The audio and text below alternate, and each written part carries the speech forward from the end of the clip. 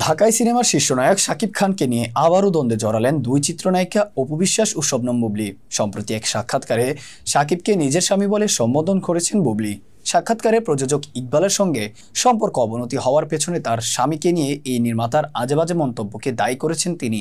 বুবলী বলেছেন, আমার পরিবার বলেন, সহশিল্পী বলেন, স্বামী বলেন এবং সব সম্পর্কের ঊর্ধ্বে আমার সন্তানের বাবা বলেন, তাকে নিয়ে যদি কোনো ব্যক্তি অসম্মানজনক কোনো মন্তব্য করেন, আমি অবশ্যই সে ব্যক্তিকে এড়িয়ে চলব। বুবলীর এই মন্তব্য নিয়ে একটি সংবাদ মাধ্যমে এ সংক্রান্ত এক প্রতিবেদন প্রকাশ হয়েছে।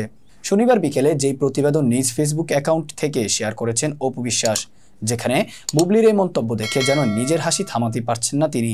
পোস্টের ক্যাপশনে হাসিতে ফেটে পড়া বেশ কিছু ইমোজি দিয়ে অপু লিখেছেন, ভুল করে পেজে শেয়ার হয়েছিল, এটা আমার পেজের জন্য উপযোগী না, পেজ অ্যাক্টিভ ছিল, খেয়ালই করতে পারিনি।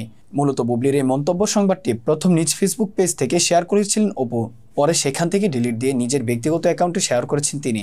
তবে শাকিব খানকে স্বামী বলে সম্বোধন যে এই নায়িকা ভালোভাবে নেননি সেটা বোঝাতেই বুবলীকে আবারও খোঁচা দিয়েছেন তিনি। একই সঙ্গে হাসিতে ফেটে পড়েও বুবলীর এই মন্তব্য নিয়ে মজা করলেন অভিনেত্রী।